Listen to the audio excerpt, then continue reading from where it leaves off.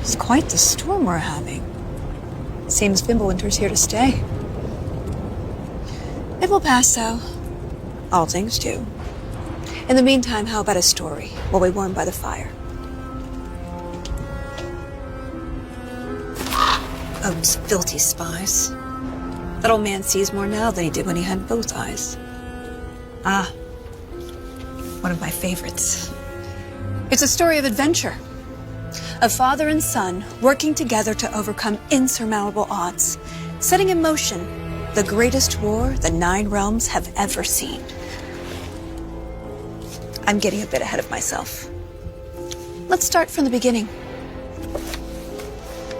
There once was a god from a far-off land who settled in Midgard, disguised as a man. He started a new life, had a wife and a boy. They were happy together. In peace, they found joy.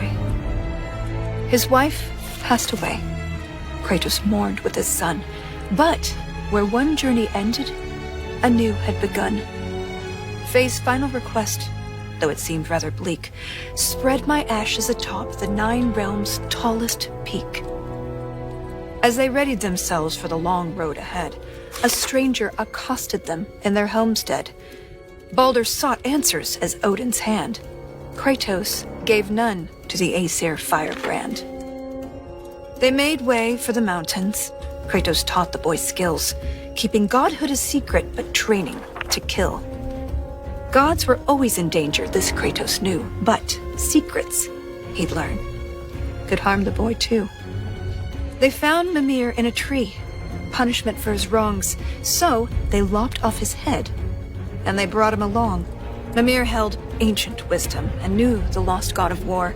He warned, tell the boy, but Kratos ignored. No, now hold on a minute. Is that all that's in there about me?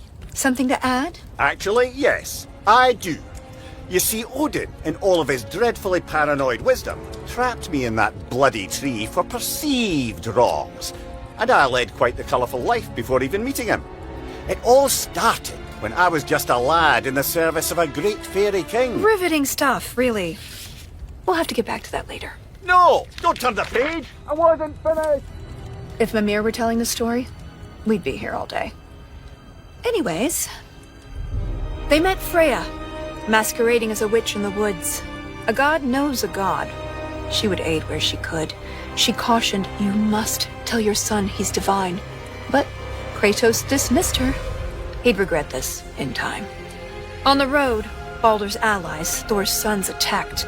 Something snapped in Atreus as he tried to fight back. The Aesir lost the battle, but Atreus fell too. Kratos rushed him to Freya. She would know what to do.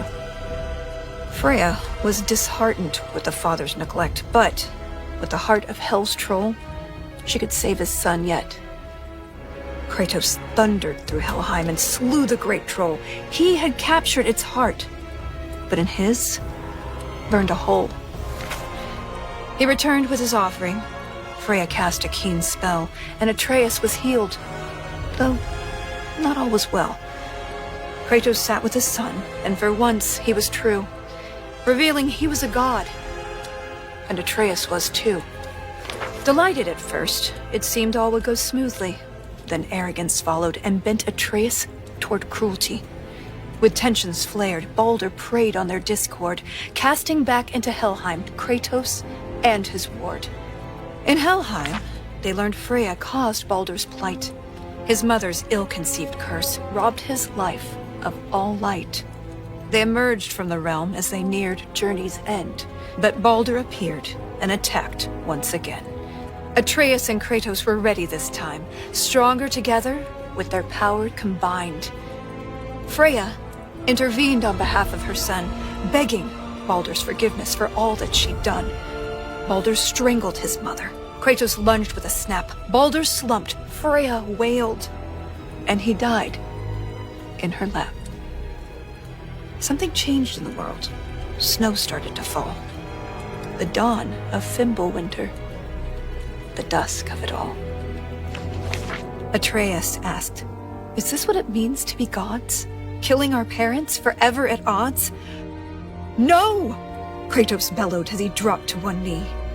We will be the gods that we choose to be. Finally, together, they reached the Great Peak, finding Jotunheim's temple, the giants' retreat. A prophetic mural showed the life they had led. The boy's mother was giant, they learned as they read. Atreus walked to the cliffside. Kratos eyed the wall slowly. Beneath the boy's picture, a name was etched. Loki.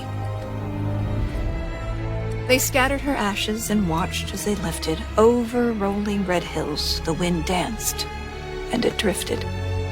Standing side by side, feeling hopeful and new, the boy was at peace. And the father was too. With their promise fulfilled, they returned to their home. They trained day after day, lest they'd reap what they'd sown. Atreus grew restless. Wary, Kratos remained. Ragnarok loomed as the great winter waned. Don't tell me you're thinking of stopping here. Things were just getting good. Well, I suppose we could go on a bit longer.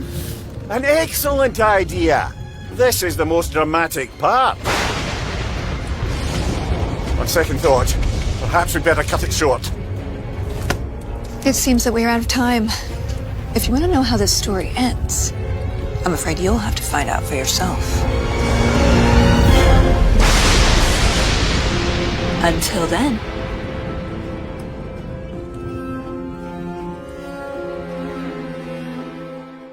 PlayStation